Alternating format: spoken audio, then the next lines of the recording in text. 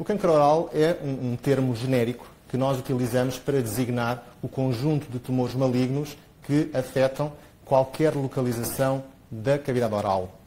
Portanto, desde os lábios até à orofaringe, desde o limite anterior da boca, que são os lábios, até ao limite posterior, que é a orofaringe. Estamos, por exemplo, a falar de tumores da língua, da gengiva ou do palato.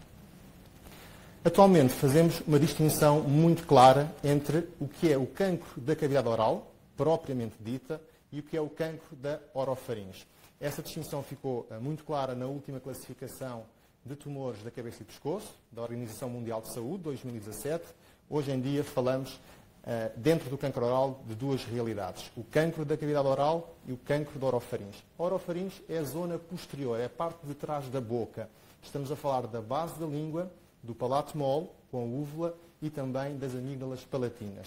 Sabemos que tem diferenças em relação ao cancro da cavidade oral, desde logo nos fatores de risco. Hoje está bem claro o papel da infecção pelo vírus do papiloma humano, especificamente no cancro da orofaringe.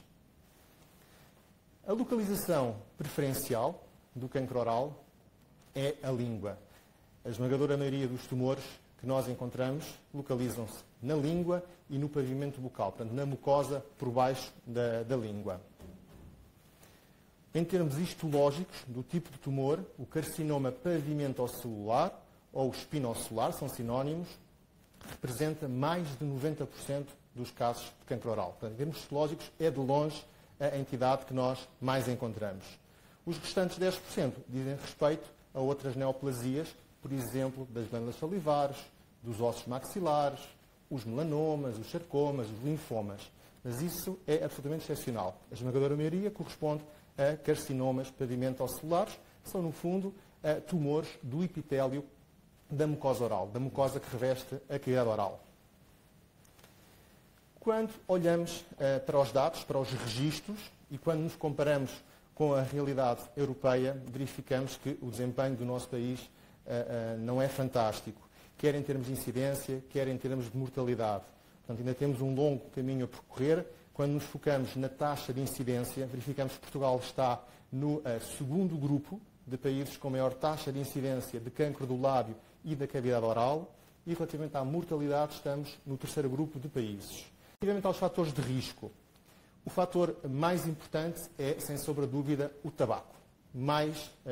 Cerca de 3/4 dos casos estão associados ao consumo de tabaco. E, sobretudo, em fumadores pesados. Sabemos que o risco de desenvolvimento de cancro oral é 15 a 25 vezes maior em fumadores pesados. Portanto, o número de cigarros conta, portanto, o risco é dependente da dose de consumo de tabaco. O segundo fator mais importante é o álcool. E, infelizmente, verificamos que há um efeito sinérgico. Portanto, os resultados são bastante piores em termos de risco em indivíduos que simultaneamente tenham hábitos tabágicos e alcoólicos. Mais do que juntar um risco é ter um efeito sinérgico. Portanto, a mensagem é esta: os hábitos tabágicos e alcoólicos constituem, sem sombra de dúvida, os principais fatores de risco para o cancro oral. Depois temos, na literatura, mais 2 fatores de risco muito bem documentados. O vírus do papiloma humano, portanto, a infecção pelo vírus do papiloma humano, especificamente os subtipos 16 e 18, não são todos os subtipos. O vírus do papiloma humano tem muitos subtipos, mais de 100. Estamos a falar especificamente destes que têm a capacidade de contribuir para o desenvolvimento de cancro da orofaringe, sobretudo cancro da orofaringe, mais do que cancro oral. Estima-se que pelo menos 1/4, há estudos que falam é mais do que isso, mas pelo menos 1/4 dos cancros da orofaringe estejam associados à infecção pelo vírus do papiloma humano. E, portanto, todos os doentes com um diagnóstico de cancro da orofaringe são testados para a presença de infecção por vírus do papiloma humano. A boa notícia é que parece haver um melhor prognóstico para os tumores que são vírus do papiloma humano positivos, nos casos em que há a infecção pelo vírus do papiloma humano. Tem um melhor prognóstico. O outro fator importante, fator de risco, é a exposição solar, especificamente para o cancro do lábio, sobretudo do lábio inferior.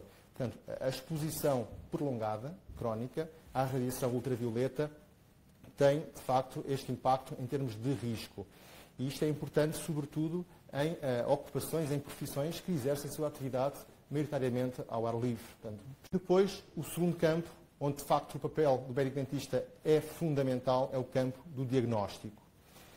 Para o diagnóstico, 3 aspectos importantes. Pode fazer sentido, em alguns casos, o ensino do autoexame da cavidade oral. Isto tem que ser avaliado caso a caso. Em alguns casos fará sentido ensinar os nossos doentes a fazer o autoexame da cavidade oral.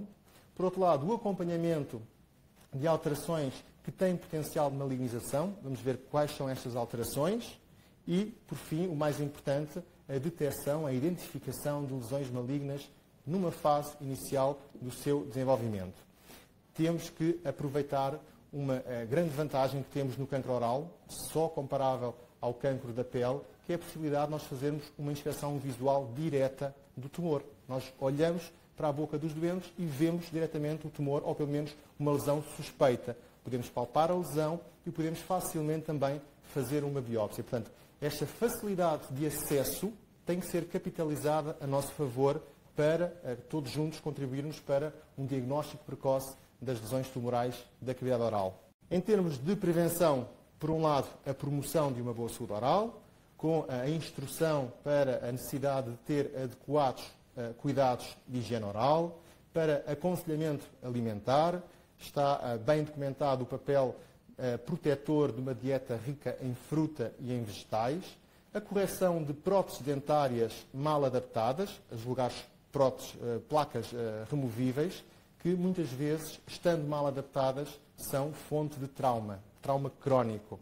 Portanto, esse trauma repetido pode facilitar o aparecimento de lesões malignas, ainda que não diretamente, mas facilita a ação dos agentes carcinogénicos como o álcool ou o tabaco. E ainda o tratamento de infecções bacterianas, mas sobretudo fúngicas, e de inflamações crónicas, que também elas podem facilitar então o aparecimento de uma lesão maligna. E depois, muito importante, no campo da prevenção, é o controle dos fatores de risco. Portanto, a cessação tabágica, a moderação do consumo de álcool, a prevenção para o cancro do lábio, com a proteção da exposição solar na mucosa labial. Hoje em dia todos nós usamos protetor solar no resto do corpo, mas muitas vezes esquecemos de proteger o lábio. Isso é muito importante. E, finalmente, o aconselhamento para a vacinação para o vírus do papiloma humano. Temos como parceiro a ANEMD, a Associação Nacional de Estudantes de Medicina Dentária, e, portanto, eu gostava de deixar aqui um slide com as características suspeitas de malignidade que nos devem fazer equacionar a realização de uma biópsia. Portanto, perante uma lesão que tenha um aspecto esbranquiçado ou avermelhado e que não tenha causa aparente, perante uma úlcera ou uma erosão que persiste, que não cicatriza, lesões que tenham um tempo de evolução superior a 2 semanas, lesões que tenham um crescimento muito rápido, lesões que sangrem facilmente, que tenham os bordos endurecidos à palpação ou que sejam aderidas às estruturas subjacentes, essas lesões devem ser alvo de biópsia porque podem constituir um carcinoma pavimentocelular numa fase inicial. Para a população em geral, fica este alerta. Portanto, estes são os sinais e sintomas mais relevantes. As úlceras são as feridas que não cicatrizem, que se perpetuam, que persistem. As lesões brancas ou avermelhadas sem causa aparente. Dificuldade em movimentar a língua, portanto, quando o doente sente a língua presa. Quando há nódulos, inchaços, aumentos de volume na boca ou no pescoço, isso é um sinal de alerta. Ou quando há dor ou dificuldade em engolir, portanto, em deglutir. Portanto, são um conjunto de sinais e sintomas de alerta que devem fazer com que o doente procure aconselhamento médico se tiver alguma destas alterações por mais de 2 semanas. Portanto, se persistirem por mais de 2 semanas, devem consultar o seu médico. As lesões potencialmente malignas estão bem classificadas pela Organização Mundial de Saúde. São um conjunto de entidades que, não sendo cancro, têm um risco aumentado de evoluir para cancro. E, portanto, é fundamental também nesta matéria que o médico dentista as possa diagnosticar e as possa tratar ou acompanhar. Estamos a falar de leucoplasia, de eritroplasia, de reelite actínica, de lichen planus. Portanto, é um conjunto alargado, estas são as mais relevantes, mas é um conjunto alargado de alterações da mucosa oral que, não sendo malignas, têm potencial de transformação maligna, podem evoluir para cancro. O mais importante é passar uma mensagem positiva, a mensagem de que é possível prevenir o cancro oral.